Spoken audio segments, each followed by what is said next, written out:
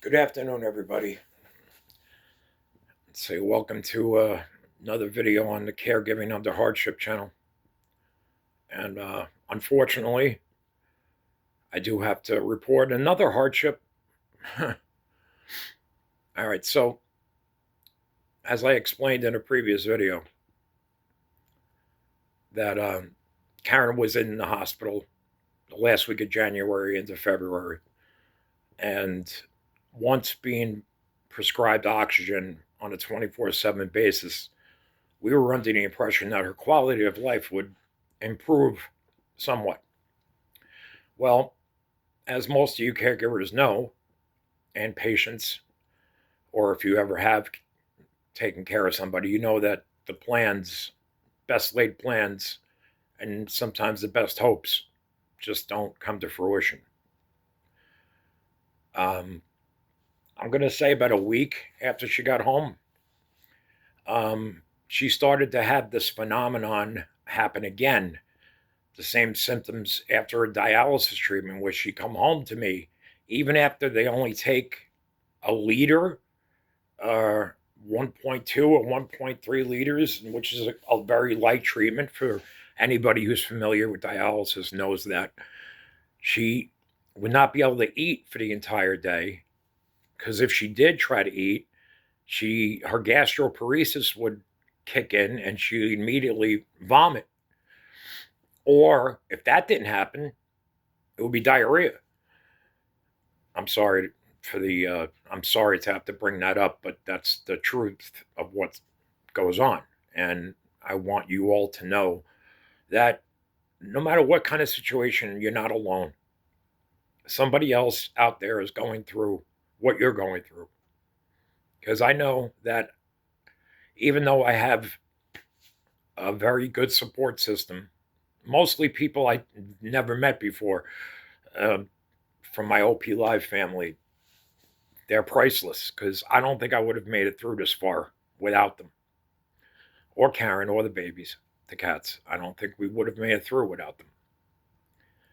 I will never forget everything they've done for me, and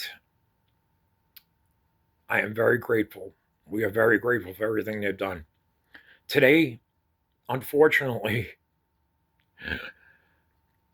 today is our 13th wedding anniversary, and Karen had to leave here in an ambulance this morning because she was too weak to go to dialysis.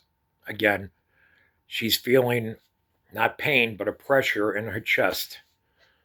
And I could tell how much discomfort she was in. She's literally suffering. And it takes a lot for her to ask to go to the hospital. Most of the time, obviously, she doesn't want to go to the hospital. Who wants to go to the hospital? Because that just, for me as a caregiver, that feels like a failure to me. It feels like I'm doing something wrong.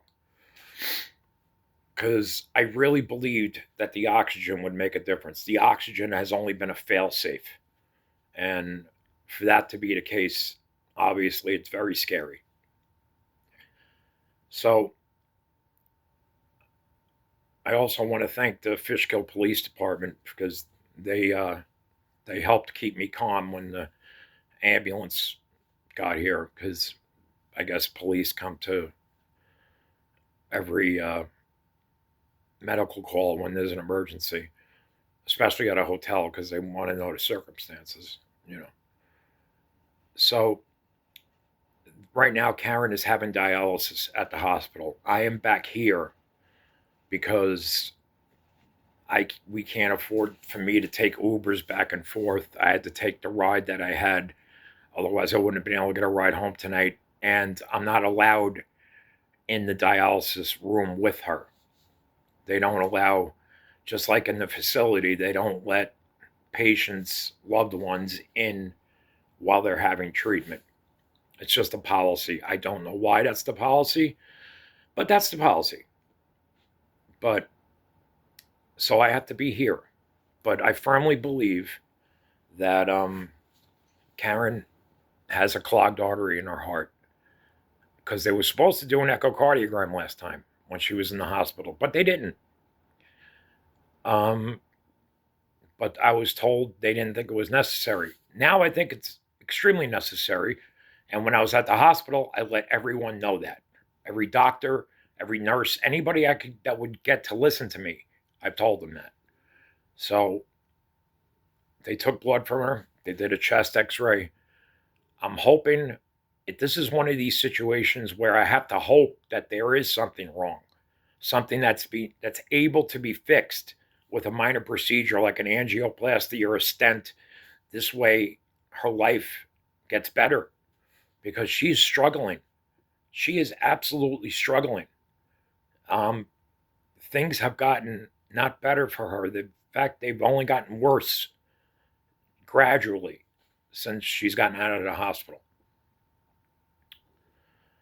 And we're following every rule, taking every precaution, every fail-safe, feeding her what I'm supposed to feed her, but she's not hungry most of the time. So that's hard to, get somebody to eat when they're not hungry. And when she is hungry, she's too afraid to eat because she's afraid she's either going to throw up, get constipated, or have diarrhea. That's your three options now in the condition that she's in. If she does not have a heart problem or a clogged artery somewhere else, that means we're at the end stage of either the kidney disease or the liver cirrhosis. I pausing because I don't know what to say.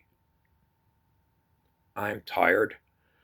I'm burnt out, but I will keep going as far as I can, as hard as I can for her, and I will fight for her life every single minute. She has shown a bravery that is rare, a courageousness that I don't know I would be able to muster, and if I was in the same situation.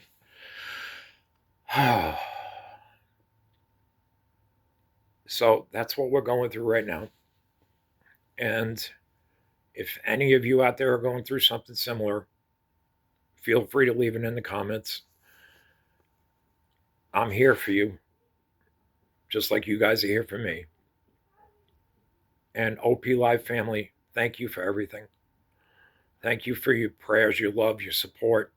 The last 24 hours, the last 18 hours, all the responses on X and the love and support you gave has gotten me through. And Karen, she sends her love too.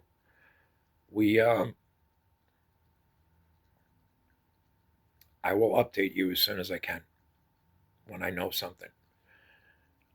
But I realize something. Don't feel like I'm feeling right now. You're not a failure. You cannot control the disease, no matter what. We are not God. And all we can do is everything we can to make sure our loved one is the most comfortable and happy that they can be. That's all we can do. The rest of it's not up to us. It's not up to us, unfortunately. So right now I got Scooter, who, God willing, will be 15 in May. The day we got married in a courthouse in East Fishkill. And the funniest thing is, especially for OP Live, our friends at OP Live, we had to wait for somebody to get arraigned. That's the funniest story. We got to town hall, which also doubles as the courthouse in East Fishkill, and we had to wait for somebody to get arraigned by the judge before we were allowed to get married. So the guy walks in at cuffs. The cops are escorting him. I'm like, no, this is a great wedding, isn't it, so far? And then the funniest thing, and all jokes aside, our wedding night, I was in the emergency room And no, it's not what you think. Was working 2 jobs at the time, and I had a pinched nerve in my neck, and I just could not stand the pain. So we had the drama at the courthouse in the morning, 13 years ago today. And it was snowing too that morning. Excuse me. And we thought it was going to keep snowing, but it stopped, which was a good omen, I think. And then that night, I was in tremendous pain, and I went to the hospital like Karen's at now, and I got a shot because I was in tremendous. When you have that pinched nerve, it feels like somebody squeezing the nerve in your top of your neck. It was awful. Scooter's been getting sick, throwing up. He only threw up twice yesterday. Most likely it's just hairballs, but I think his age has kept catching up to him and slowing down a little bit. Worried about him. I'm probably a little hyper worried because I am so, hyper worried about Karen. But here he is. Let me say hello to everybody. Hi, Scooch. Say hi, everybody. Hi, everybody. It's me, Scooty. Look at that face. How can everybody not love that face? Look at that. As soon as I saw that half gray and half white snout, I had to have him. He's been with me for almost 15 years, even longer than I was with Karen. So 13 years ago today, she agreed to be my wife and Scooty's mom. And I would sign up for it a million times over, as I said in my post on X yesterday. So I hope everybody's hanging in there. Be good to each other. Be there for one another. Because really, that's what makes the world worth it. Other people being there for you, even if you don't know them. That's the beauty. There is still beauty in this world, no matter what anybody thinks. And I'll always believe that. I'll always lead with this, no matter what. This is my wristband from the hospital that you have to have if you're a visitor. Okay, guys. Wish me luck. I will update you as I know. Have a good day. Bye-bye.